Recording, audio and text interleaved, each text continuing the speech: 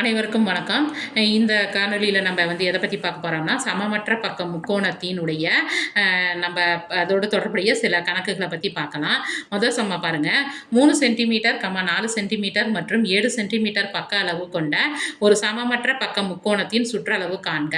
இதில் சுற்றளவுக்கான ஃபார்முலா என்னன்னு சொல்லி பார்த்தீங்கன்னா, a + b + c. அப்போ இந்த சமமற்ற பக்கம்னாலே தெரிஞ்சு போகுது. அப்போ 3, 4, 7 இது மூணுமே எப்படி இருக்குது? சமம் இல்லாமல் தான் இருக்குது. அப்போ 3 + 4 + 7ங்கிறது பார்த்தீங்கன்னா 14 சென்டிமீட்டர். இதனுடைய சுற்றளவு பார்த்தீங்கன்னா 14 சென்டிமீட்டர். அடுத்து ஒரு சம்மு பாருங்க.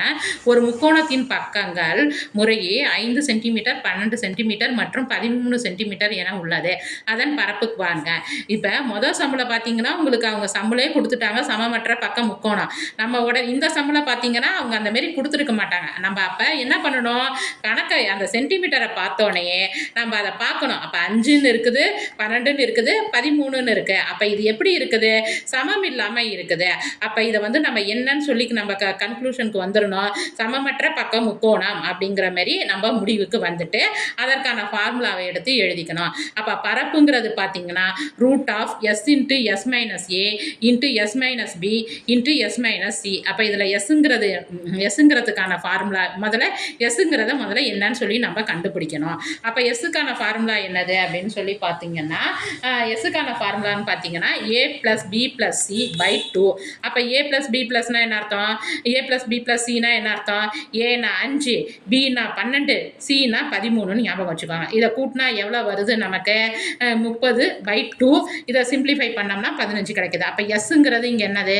15. அப்போ பரப்புக்கான ஃபார்முலாவை மறுபடியும் பரப்புக்கான ஃபார்முலாவில் இந்த எஸ்ங்கிறத போய் அப்ளை பண்ணுங்க. அப்போ √15 × 15 - 5. அப்போ s - ஏங்கிறது 15 - 5 × s - bங்கிறது 15 - 12 × s - cங்கிறது என்னது?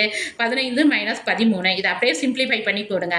√15 10 3 2 அது அப்படியே உங்களுக்கு எல்லாமே நீங்கள் அதாவது கழித்து போட்டிங்கனாலே இந்த ஆன்சர்லாம் வந்துடும். அப்போ இதை நம்ம சிம்பிளிஃபை பண்ணோம்னா √15 10 × 3 × 2 இதை அப்படியே சிம்பிளிஃபை பண்ணோம்னா எத்தனை வரும்? 900.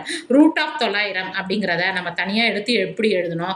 30 சென்டிமீட்டர் ஸ்கொயர்டு. அப்போ இதற்கான ஆன்சருங்கிறது பார்த்தீங்கன்னா 30 சென்டிமீட்டர் ஸ்கொயர்டு. நன்றி, வணக்கம்.